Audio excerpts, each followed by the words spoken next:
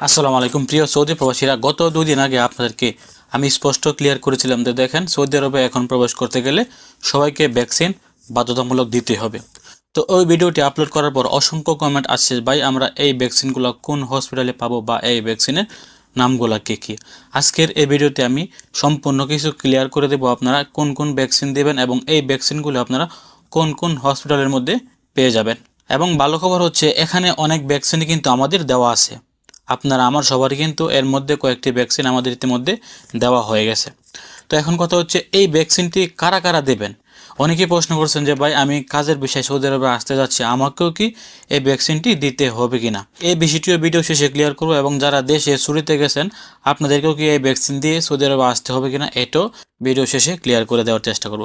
প্রথমে হচ্ছে আপনারা স্ক্রিনে দেখেন এখানে 5 ধরনের টিকা কিন্তু বাধ্যতামূলক করা হয়েছে। 5 ধরনের মধ্যে 1 নম্বরে যে টিকাটি রয়েছে সেটি হচ্ছে মেনিনজাইটিস। এই টিকাটিও আপনি বাংলাদেশের কয়েকটি হসপিটালে পেয়ে যাবেন, তবে এই টিকাটি আপনি অ্যাভেলেবল বাংলাদেশে পাবেন না, শুধুমাত্র বেশ কয়েকটি হসপিটালে পেয়ে যাবেন। আমি হসপিটালের নামগুলিও জানিয়ে দেওয়ার চেষ্টা করব। দ্বিতীয় হচ্ছে পোলিও। পোলিও ভ্যাকসিন কিন্তু দেখবেন অনেক সময় শিশুরা জন্ম হওয়ার পর কয়েক বছর পরে কিন্তু তারা দিয়ে থাকে। আমি সবাই কিন্তু বাংলাদেশে পোলিও টিকা দিয়েছি। এই পোলিও টিকার সাথে কিন্তু আমরা সবাই কম বেশি পরিচিত। আপনি খেয়াল করে দেখবেন আপনার বাড়িতে বা আপনার বাসায় কিন্তু একটি পোলিও টিকার সার্টিফিকেটও আছে। এটি থাকলে আপনার কাছে হবে। আপনি যদি একবার পোলিও টিকা দিয়ে থাকেন তাহলে কিন্তু আপনার ইতিমধ্যে এই টিকাটি দেওয়া হয়ে গেছে। 3 নম্বর ভ্যাকসিনটি হচ্ছে ইয়েলো ফিভার। ইয়েলো ফিভার ভ্যাকসিনটিও কিন্তু আপনাকে দিতে হবে। 4 নাম্বারটি হচ্ছে করোনার ভ্যাকসিন তো আমরা অনেকেই দিয়েছি। 5 নাম্বারটি হচ্ছে সিজনাল ইনফ্লুয়েঞ্জার। এই সিজনাল ইনফ্লুয়েঞ্জার ভ্যাকসিনটি কিন্তু আমরা সবসময় প্রত্যেক বছরই সৌদি আরবে দিয়ে থাকি। আমি যে জায়গায় কাজ করি এই জায়গায় সবসময় দেখবেন ডক্টররা এসে কিন্তু আমাদেরকে সিজনাল ভ্যাকসিনটি দিয়ে দেয়। আপনার এখানে দেয় কিনা আমি জানি না, তবে আমি যে জায়গায় কর্মরত আছি এখানে সবসময় কিন্তু কোম্পানি থেকে বা হসপিটাল থেকে এসে আমাদেরকে প্রত্যেক বছরে সিজনাল যে ভ্যাকসিনটি আছে এটি কিন্তু তারা দিয়ে থাকে। তো এই বছরও আমি কিন্তু সিজনাল ভ্যাকসিনটি দিয়ে দিয়েছি।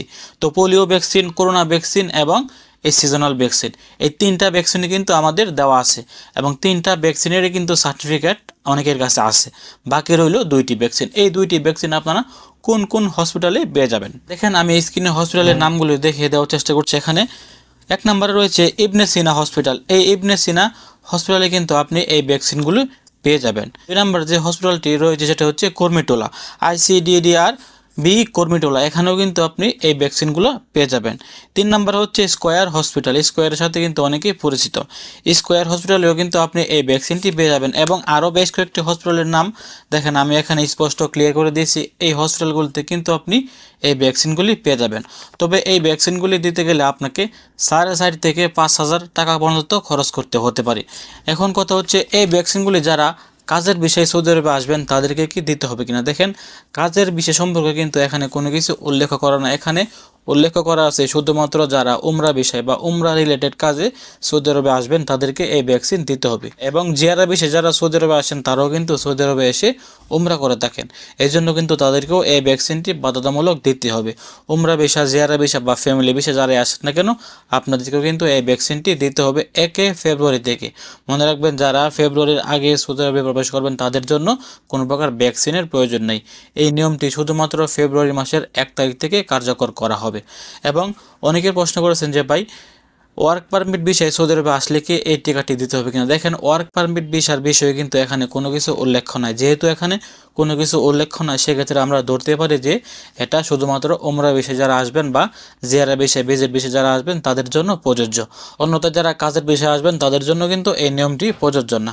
এবং অনেকে দেখবেন টেম্পোরারি ভিসা নিয়ে সৌদি আরবে এসে থাকেন, যেমন 1 বছরের কাজের ভিসা। এই ভিসা দিয়েও আসলেও কিন্তু আমরা একটি খবর পেয়েছি যে এই ভিসা দিয়ে আসলেও আপনাকে এই ভ্যাকসিনটি দিতে হবে। তো আশা করছি আপনারা একদম ক্লিয়ার হয়ে গেছেন। যারা প্রশ্ন করেছিলেন যে ভাই কোন হসপিটালে এই ভ্যাকসিনগুলো আমরা পাবো, আপনাদের সকল আনসার কিন্তু আমি এই একটি ভিডিওতে দিয়ে দিয়েছি। আপনারা কোথা থেকে এই ভ্যাকসিনটি সংগ্রহ করবেন এবং আপনাদের খরচ কত টাকা হতে পারে বা আপনারা কোন কোন ভ্যাকসিন ইতিমধ্যে দিয়ে দিয়েছেন A to Z কিন্তু আমি এই একটি ভিডিওতে ক্লিয়ার করে দিয়েছি। যদি ভিডিওটি আপনার কাছে গুরুত্বপূর্ণ মনে হয় অবশ্যই শেয়ার করে আপনার আশেপাশে থাকা সকল সৌদি প্রবাসীদেরকে জানিয়ে দেওয়ার চেষ্টা করবেন বা যারা সৌদি আরবে নতুন আসবেন তাদেরকেও জানিয়ে দেওয়ার চেষ্টা করবেন। হয়তো আপনার দরকার নাই কিন্তু আপনার একটি শেয়ারের মাধ্যমে কিন্তু অন্যজনের এই ভিডিওটি কাজে আসতে পারে।